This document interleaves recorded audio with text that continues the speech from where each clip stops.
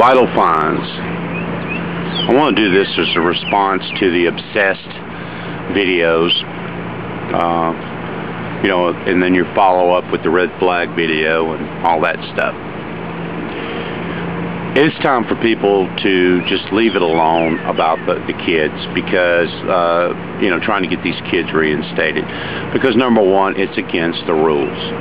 Now, I've heard a lot of arguments about, oh, they're so talented and all this stuff, and maybe that's true. I can't say that I'm a big fan of watching kids on YouTube, but the thing is that once they are aware that there's a problem with underage kids on YouTube, they have to respond and take action.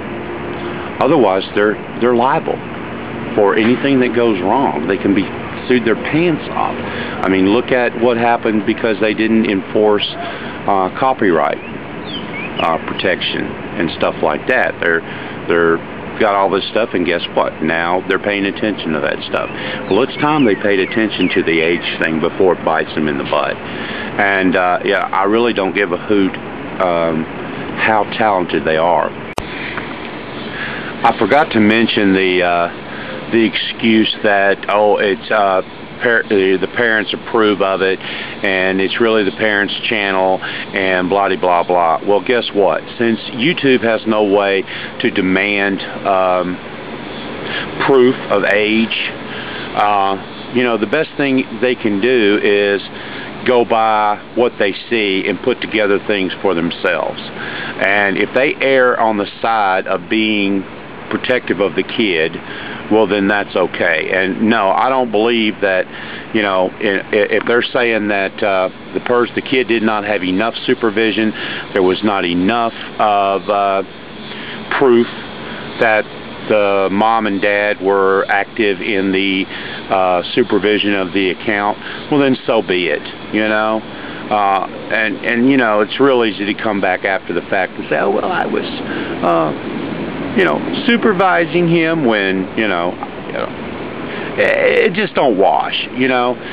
They have to be safe, and if they are safe on the side of you know, err on the side of caution, that's just the way it is. Get over it. And here's an example of it. And I realize that not everybody is a Christian, but I think that most people will at least admit that Jesus was a man.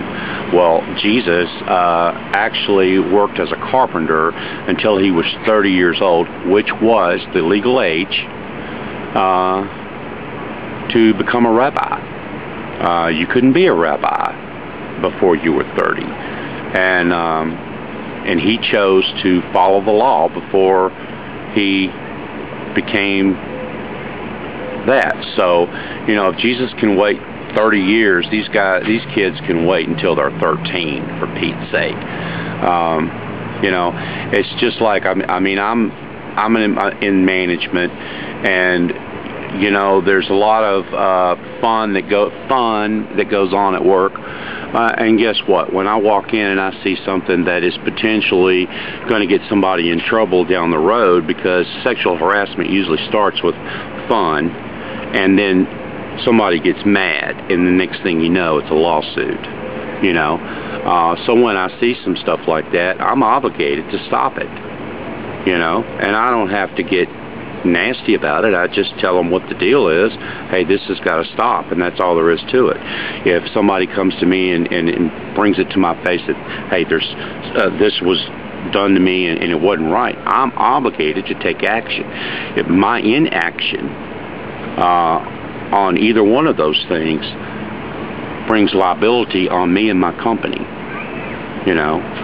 So I think it's, you know, inevitable that YouTube has to enforce their own policies, which were made to protect them, and if they're going to protect themselves, they have to enforce the policies, and that's all there is to it. So it doesn't matter who's obsessed and who's not. Just let the kids grow up a little bit, you know. They got their whole lives in front of them. And if they're really that talented, something tells me they'll have that talent in a year or two when they turn 13. All right, thanks.